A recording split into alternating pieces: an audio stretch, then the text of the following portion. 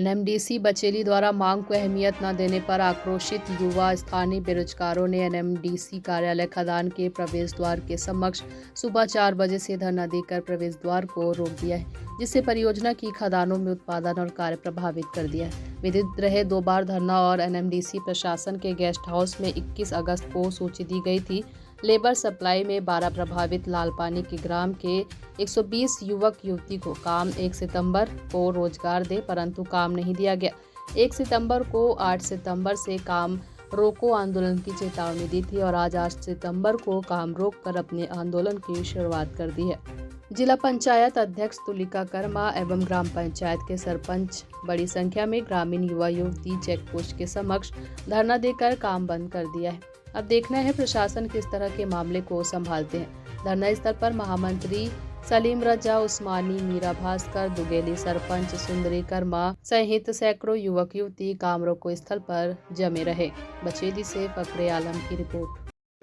मैं बताना चाहूँगी कि 20 तारीख को पिछले महीने 20 तारीख को हम लोगों ने बैठा था और यहाँ पे एनएमडीसी के जो अधिकारी हैं उन लोगों के साथ हमारे बीच में ये बात हुई थी कि जो हमारे लाल पानी प्रभावित जो पंचायतें हैं, जो 12 पंचायतें हैं, उन पंचायतों से 10-10 जो युवा जो बेरोजगार जो लड़के हैं उन लोगों को लेबर सप्लाई में लेने का मांग किया गया था। तो उन्होंने हम लोगों से 10 दिन का समय मांगा था कि 30 तारीख तक हम उन लोगों को बुला लेंगे बोल करके। लेकिन आज हम लोग 8 तारीख हो गया और वो लोगों ने कोई भी पहल अपनी तरफ से नहीं किया, जिसके चलते ये आज आंदोलन चालू हो गया है और ये अनिश्चित चलते रहेगा। जब तक ये हमारी मांगे पूरी नहीं करेंगे तब तक हम पूरे जितने भी हमारे लाल पानी प्रभावित क्षेत्र से जो युवा बैठे हैं आज हमारे साथ, हम धरने में बैठे रहेंगे। एनएमडीसी से आप लोगों की चर्चा भी हुई है 2-4 बार, किस तरीके का निष्कर्ष निकला, क्या है?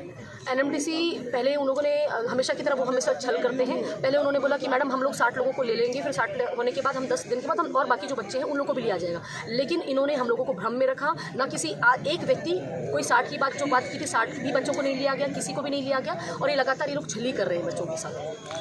तो लेबर सप्लाई क्यों अलग कॉन्ट्रैक्ट बेस पे भी काम देने की बात हो रही है? मैंने देखिए सर, मैं आपको बताना चाहूँगी कि जो अलग जो कॉन्ट्रैक्ट बेस पे जो बात कर रहे हैं लोग, उस पर जो हम लोगों को जो सुविधा मिलनी चाहिए, जो लेबर सप्लाई में जो सुविधा मिलती है, चाहे वो फ्री एजुकेशन होता है, फ्री ऑफ हॉस्पिटल मिलता है, बोनस मिलते हैं और एक कूपन मिलता है। लेकिन जब हम कॉन्ट्रैक्चुअल में जाएंगे तो वहाँ पे सिर्फ एक वेजेस मिलेगा आपको और उसका भी एक टाइम ड्यूरेशन रहता है कि जितने दिन तक वो काम चलेगा उतने दिन तक वो उनको पेमेंट मिलेगा। ना उसमें कोई एजुकेशन की सुविधा मिलता है, ना हॉस्पिटल की कोई सुविधा मिलेगी, ना कोई बोनस मिलेगा, ना ही कोई कूपन मिलेगा।